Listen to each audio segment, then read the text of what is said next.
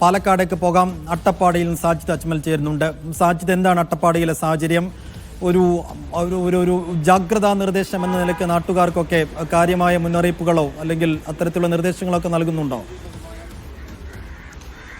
സൈഫുദ്ദീൻ, അട്ടപ്പാടി ഉൾപ്പെടെയുള്ള മലയോര മേഖലയിലാണ് പാലക്കാട് ജില്ലയിൽ കാര്യമായ മഴയുള്ളത്. ഈ പാലക്കാട് നഗരം ഉൾപ്പെടെയുള്ള പ്രദേശങ്ങളിൽ മഴ ഇല്ല. പക്ഷേ ഈ ഒരു മൂടിക്കെട്ടിയ കാലാവസ്ഥയാണ് പല ഭാഗത്തും ഉള്ളത്. അട്ടപ്പാടിയിലെ 8-ാം വളവിലും 9-ാം വളവിലും, അട്ടപ്പാടി ചുരം റോഡിലെ 8-ാം വളവിലും 9-ാം വളവിലുമാണ് മണ്ണിടിഞ്ഞത്. അത് വലിയ തോതിൽ മണ്ണിടിച്ചിലുണ്ടായി. പാറക്കല്ലുകളും മരങ്ങളും ഉൾപ്പെടെ ഈ റോഡിലേക്ക് മറിഞ്ഞു വീഴുന്ന ഒരു സാഹചര്യം ഉണ്ടായി. ഏറെ സമയമെടുത്താണ് ഈ ഗതാഗതം പൂർണ്ണ സ്ഥിതിയിലാക്കിയത്. ഇത് ഈ കോയമ്പത്തൂരിലേക്കും മേട്ടുപ്പാളയത്തിലേക്കും എല്ലാം പോകുന്ന, മണ്ണാർക്കാട് നിന്ന് ഈ ചുരം വഴി പോകുന്ന പ്രധാനപ്പെട്ട പാതയാണ്. അതുകൊണ്ട് തന്നെ അത് ഗതാഗതം ഏറെ നേരം ഈ ഭാഗികമായി സ്തംഭിച്ച ഒരു അവസ്ഥയാണ് ഉണ്ടായിരുന്നത്.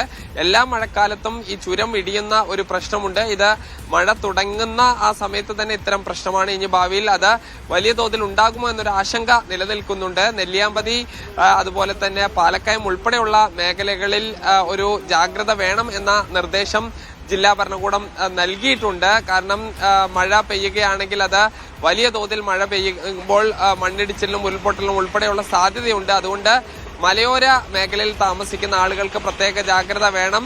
അതോടൊപ്പം തന്നെ അത്യാവശ്യ കാര്യങ്ങൾക്കല്ലാതെ രാത്രികളിൽ ഈ ചുരം വഴിയുള്ള സഞ്ചാരം, അത് നെല്ലിയാമ്പതി ചുരമാണെങ്കിലും അട്ടപ്പാടി ചുരമാണെങ്കിലും മറ്റ് മലയോര മേഖലകളിലെല്ലാം തന്നെ യാത്ര ഒഴിവാക്കണം എന്നുള്ളൊരു കാര്യം കൂടിയാണ് നിർദ്ദേശമായി വരുന്നത്. ശരി, അട്ടപ്പാടിയും നെല്ലിയാമ്പതിയും ഉൾപ്പെടെയുള്ള മലയോര മേഖലകളിലാണ് പാലക്കാട്ടും കാര്യമായ മഴ പെയ്തുകൊണ്ടിരിക്കുന്നത്. വിശദാംശങ്ങൾ നൽകിയത് സാജിദ് അജ്മലായിരുന്നു. കാസർഗോട്ടേക്ക് വരാം. ഷഫീഖ് നസ്രുള്ളയുണ്ട്. ഷഫീഖ്, എന്താണ് കാസർഗോട്ടെ സ്ഥിതി? പുതിയ മുന്നറിയിപ്പുകൾ ജില്ലയിൽ എങ്ങനെയാണ്?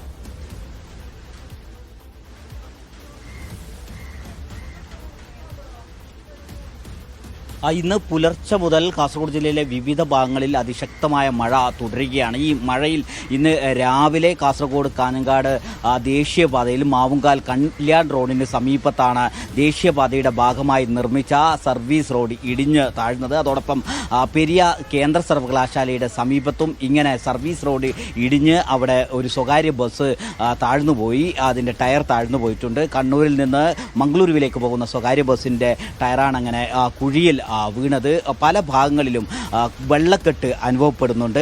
ഈ ചെറുവത്തൂരിലും നീലീശ്വരത്തും പല ഭാഗങ്ങളിലായി സർവീസ് റോഡുകളിലും ദേശീയപാതയിലും വെള്ളക്കെട്ട് രൂപപ്പെട്ട് യാത്ര പ്രയാസമായിട്ടുണ്ട്. അതോടൊപ്പം കറന്തക്കാടും ചെർക്കള ഭാഗത്ത് ഈ ദേശീയപാതയിലേക്ക് മരങ്ങൾ പൊട്ടി വീണ് ദേശീയപാതയുടെ ഗതാഗതം സ്തംഭിച്ചിരുന്നു.